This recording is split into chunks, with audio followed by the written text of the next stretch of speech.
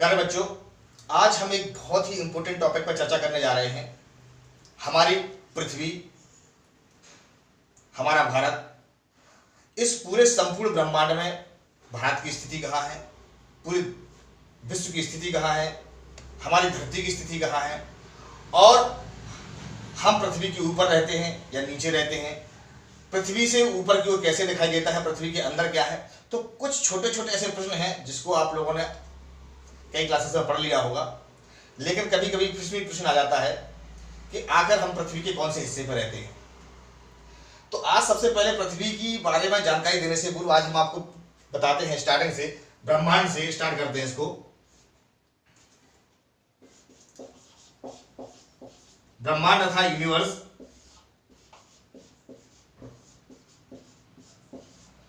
मान लीजिए हमारा एक संपूर्ण ब्रह्मांड है, ये यूनिवर्स है। इस यूनिवर्स में अनगिनत गैलेक्सीज हैं, बहुत सारी गैलेक्सीज हैं। उसी में से एक गैलेक्सी है हमारी मिल्की वे। मिल्की वे, सपोज ये मिल्की वे है।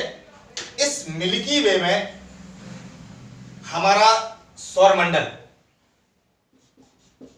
सौरमंडल का नाम आप लोगों ने सुना होगा। सौरमंडल अर्थात सूर्य और उसके 8 ग्रह। सूर्य और 8 ग्रह मिलकर के सौरमंडल बनाते हैं, जो कि मिल्की वे के अंदर है। और इसी सौरमंडल में हमारी एक पृथ्वी है। तो सबसे पहले आपको हम एक मॉडल के माध्यम से दिखाते हैं कि सौरमंडल क्या है और सौरमंडल कैसे कार्य करता है, और इस मिल्की वे में सौरमंडल में हमारी पृथ्वी की स्थिति क्या है। आइए दोस्तों देखें मॉडल की ओर। दोस्तों यह सोलर सिस्टम का मॉडल है। आपने हालांकि यूट्यूब पर या वीडियोस में, टीवी पर बहुत सारे सोलर सिस्टम के मॉडल देखे होंगे, लेकिन आप साक्षात यहां पर रखे हुए सोलर सिस्टम के एक मॉडल को देखें। आपको ये बीच में जो दिखाई दे रहा है, यह सूर्य है जो कि स्थिर है। सूर्य एक तारा है और इसके चारों ओर जो आपको जो बॉल के रूप में दिखाई दे रही है, यह ग्रह है। यह ग्रह इस सूर्य के ग्रह के तारे के चारों ओर परिक्रमा कर रहे हैं। क्रम से आपको हम बता दें, सबसे पहला बुध, फिर शुक्र, और तीसरे नंबर पे हमारी ये पृथ्वी है। फिर मंगल ग्रह है, फिर बृहस्पति, फिर शनि, अरुण, वरुण, और ये बौना ग्रह है प्लूटो। तो इस प्रकार से पृथ्वी और पृथ्वी के जो 9 ग्रह हैं वह मिलकर के बनाते हैं एक पूरा संपूर्ण सोलर सिस्टम। अब आप देख रहे हैं कि इस पूरे ब्रह्मांड में, पूरे ब्रह्मांड के अंदर एक गैलेक्सी, गैलेक्सी के अंदर हमारा ये सोलर सिस्टम, सोलर सिस्टम में एक तीसरे नंबर की पृथ्वी जहां पर जीवन है, जिसमें कि हम लोग रहते हैं। तो आइए दोस्तों अब हम समझते हैं कि ये पृथ्वी पर, जो पृथ्वी है, उस पृथ्वी के ऊपर हमारे भारत की स्थिति कहां है। हम दिखाते हैं कि इस संपूर्ण पृथ्वी के ऊपर आखिरकार इंडिया कहां पर सिचुएटेड है।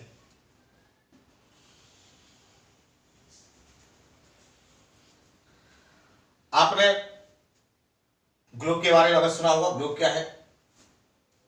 ग्लोब पृथ्वी का एक मॉडल है।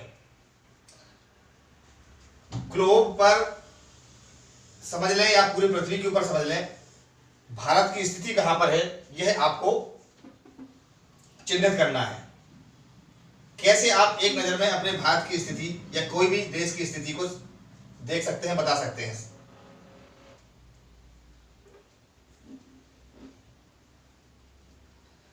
सबसे पहले तो आपको जानकारी होना चाहिए कि हमारी जो पृथ्वी है वो 23.5 डिग्री अक्षांश पर झुकी हुई है।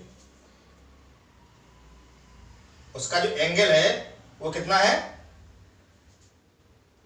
अगर इसको हम 20 से ऐसे डिवाइड करें तो हमारी जो पृथ्वी का झुकाव है वह कितना है? 23.5 डिग्री। जो इसका एंगल बनता है ये कितने का है? 23.5 डिग्री एंगल का। तो हमारी जो पृथ्वी है 23.5 डिग्री अक्षांश पर झुकी हुई है। आइए अब इसको हम एक ग्लोब के माध्यम से आपको दिखाने का प्रयास करते हैं। यह पृथ्वी का मॉडल है, जैसे कि हम लोग ग्लोब कहते हैं। इस ग्लोब को आप देखेंगे कि यह समतल स्तर पर रखने के बाद आप इसको देखिए कि यह 23.5 डिग्री अक्षांश पर झुकी हुई है। क्यों झुकी हुई है उसका रीजन भी हम आपको बताएंगे। और इस पूरी संपूर्ण पृथ्वी के ऊपर भारत कहां पर स्थित है आपको ये देखना है, और कहां पर महाद्वीप स्थित है, स्थल भाग कितना है और जल स्तर कितना है।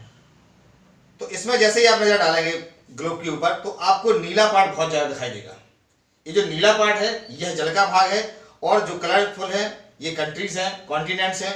तो 1/4 हिस्से पर कॉन्टिनेंट है और 3/4 हिस्से पर हमारा जल है।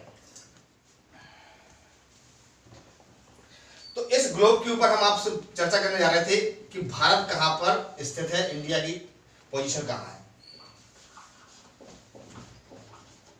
भारत स्थिति भारत की स्थिति कहां है।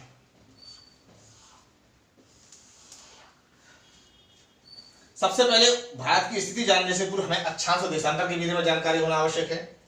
तो अक्षांश समझते हैं सबसे पहले।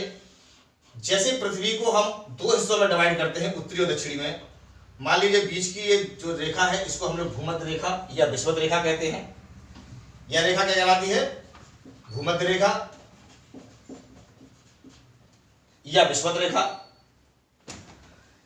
ये रेखा हमारे इस पूरे पृथ्वी को दो भागों में डिवाइड करती है। यह ऊपरी वाला हिस्सा है उत्तरी गोलार्ध, उत्तरी गोलार्ध है ये, और ये दक्षिणी वाला हिस्सा कहलाता है दक्षिणी गोलार्ध।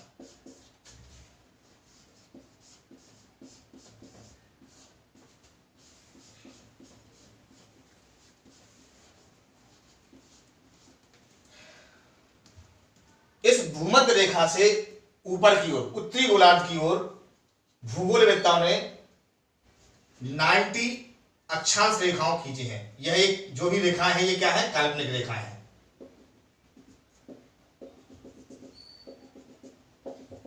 यहां पर ये 90 उत्तरी गोलार्ध में 90 अक्षांश रेखा है।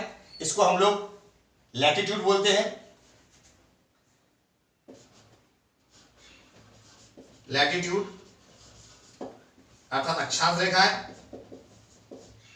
अक्षांश रेखाओं की जो संख्या है 90 नॉर्थ में और 90 साउथ में। उत्तरी गोलार्ध में 90 है और दक्षिणी गोलार्ध में भी आपकी 90 है।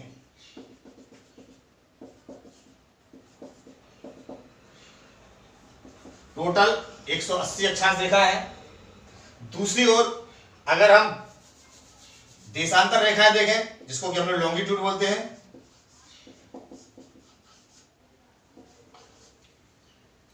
देशांतर रेखाएं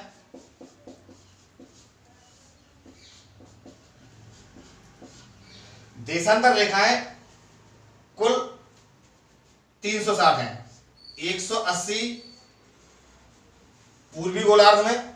यह अगर हम 0 डिग्री यहां बीचों बीच से पृथ्वी की एक रेखा खींचे उत्तर से दक्षिण की ओर में, तो यह हिस्सा कहलाएगा अब आपका पूर्वी गोलार्ध,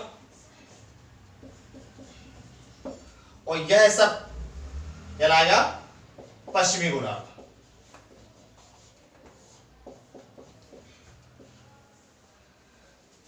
इस देशांतर रेखा से जो 0 डिग्री देशांतर रेखा है, इस देशांतर रेखा के पूरब की ओर 180 देशांतर रेखाएं हैं,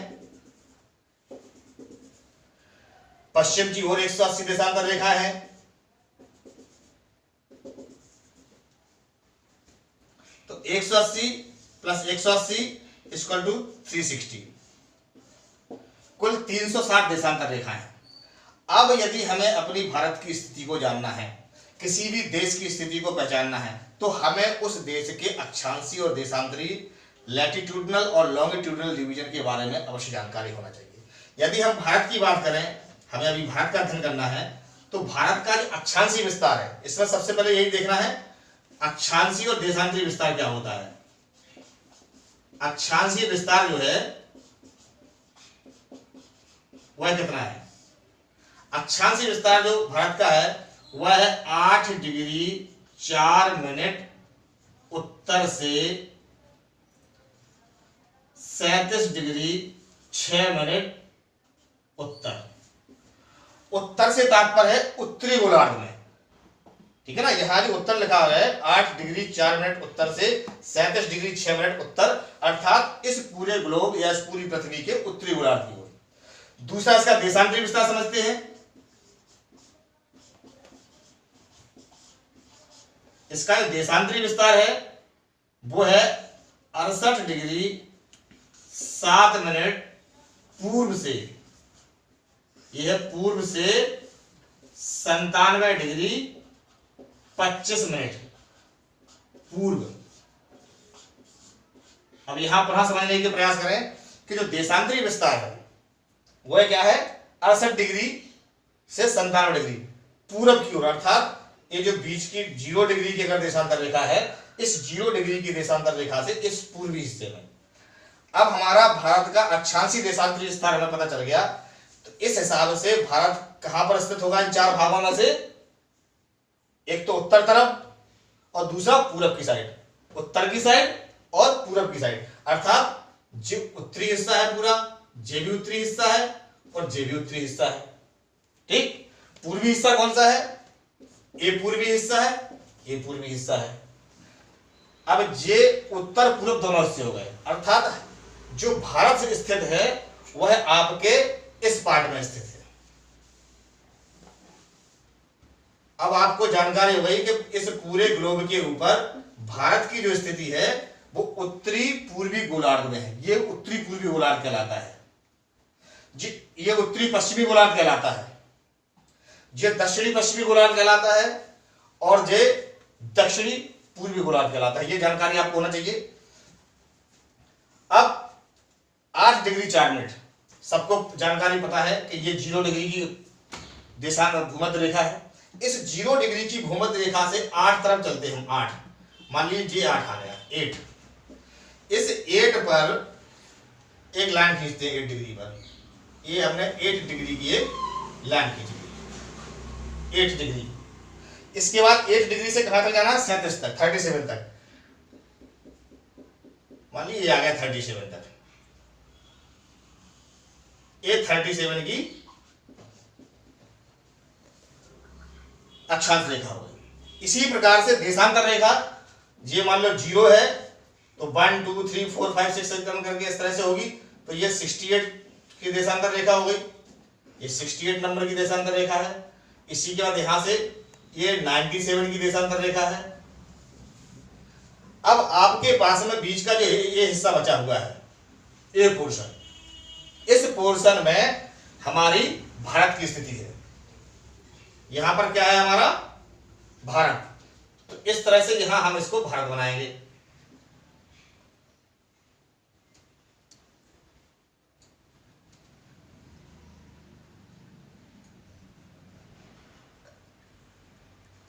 तो पूरे ग्लोब में आपने देखा भारत कहां पर स्थित है, उत्तरी पूर्वी गोलार्ध में, वो भी इतने छोटे से एक हिस्से पर। यह हमारे भारत की स्थिति है। तो अभी आपने समझा कि संपूर्ण भारत, ये संपूर्ण पृथ्वी के ऊपर, इस पूरे पृथ्वी में हमारी भारत की स्थिति कहां है, उसका अक्षांशीय देशांतरी विस्तार क्या है। अब हम एक संक्षेप में आपको भारत के बारे में और जानकारी प्रदान कर दें। आइए दोस्तों, अब हम आपको भारत के बारे में उसके कुछ तथ्य आपको प्रस्तुत करूं। सबसे पहले तो भारत का नक्शा हम लोग बनाते हैं।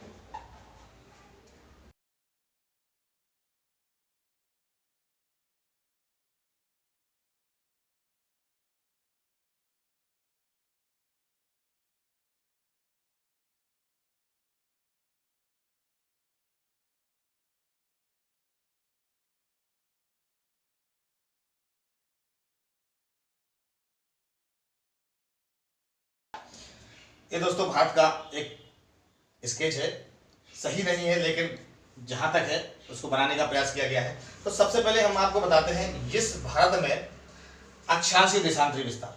सबसे पहले तो आपको जानकारी जैसे हमने बता दिया था कि 8 डिग्री 4 मिनट से हमारे भारत की स्थिति स्टार्ट होती है। भारत का दक्षिणतम बिंदु, हमेशा ध्यान रखना दोस्तों, आपका ये नहीं है। भारत का दक्षिणतम बिंदु जो है अंडमान निकोबार द्वीप समूह में, यहां पर एक इंदिरा पॉइंट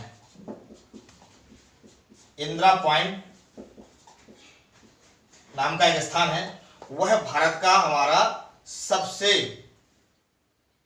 उत्तरी बिंदु माना जाता है, दक्षिणी बिंदु माना जाता है, सॉरी, ये दक्षिणी बिंदु है, उत्तरी हमारा ऐसा ये है, ये भारत का दक्षिणी बिंदु है। यहां पर 8 डिग्री 4 मिनट जी उत्तरी अक्षांश है। ये उत्तरी अक्षांश हमारी इंदिरा पॉइंट से प्रारंभ होती है और इंदिरा पॉइंट से लेकर के हमारा ये जो हिस्सा है भारत का, ये 37 डिग्री 6 मिनट उत्तरी गोलार्ध तक। तो उत्तरी अक्षांश 8 डिग्री 4 मिनट उत्तरी अक्षांश से लेकर के 37 डिग्री 6 मिनट उत्तरी अक्षांश तक हमारी स्थिति है। इसके बाद भारत में ये जो देशांतर रेखा है,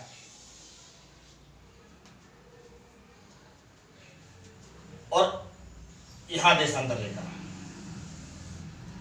ये जो देशांतर रेखा है ये है 68 डिग्री 7 मिनट पूर्व और यहां पर ये 97 डिग्री 25 मिनट पूर्व। तो ये तो हमारा देश का अक्षांशीय और देशांतरीय विस्तार हुआ। इसके बाद इसमें सबसे इंपॉर्टेंट हमें एक बात जाननी है, वो है हमारी भारत की उत्तर से दक्षिण तक की दूरी कितनी है। भारत के उत्तरी हिस्से से दक्षिणी हिस्से तक की दूरी है जो है ये है 3214 किलोमीटर। इसी प्रकार से भारत के पूर्व से जो पश्चिम की दूरी है वह है 2933 किलोमीटर, 2933 किलोमीटर। ये हमारे देश का अक्षांशीय देशांतरीय विस्तार हो गया। ये हमारे देश की पूरब से पश्चिम और उत्तर से दक्षिण तक की दूरी हो गई। भारत के दोनों ओर यहां पर अरब सागर, यहां बंगाली खाड़ी है,